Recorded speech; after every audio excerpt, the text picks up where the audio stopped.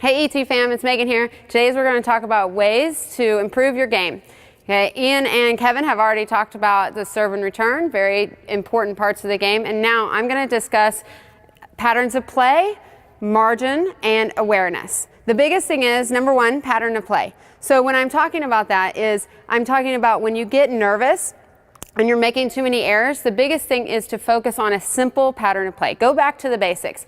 And one of the most simple patterns of play is to keep the ball cross court until you can change direction of the ball. Now, one of the ways to know whether it's a good time to change direction of the ball is where you're standing in the court. If you find yourself standing from behind the baseline, the ball is usually too deep to be able to hit a good ball, a good change of direction down the line.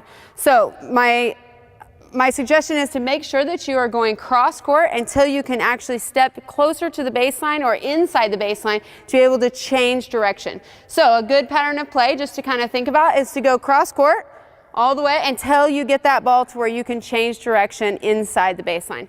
Number two is margin. And this is one of the reasons that we talked about that pattern of play being the go-to, is margin for error. When you go cross court, the net is actually 6 inches lower in the middle than it is on the outside. So when I go cross court, I'm going over the lowest part of the net as well as the longest part of the court, which gives me time to recover, then more time to recover to the middle rather than waiting. If I go down the line, I have less time to recover. So margin, and the third one is awareness. And it's as simple as do what's working. So if I hit a ball high to my opponent's backhand and they back up to the curtain, then I'm going to probably get a short ball out of that. Then I can move in and I can be aggressive and I can take control of the point. Okay, so if I see that that's working, I'm going to do it again until it doesn't work.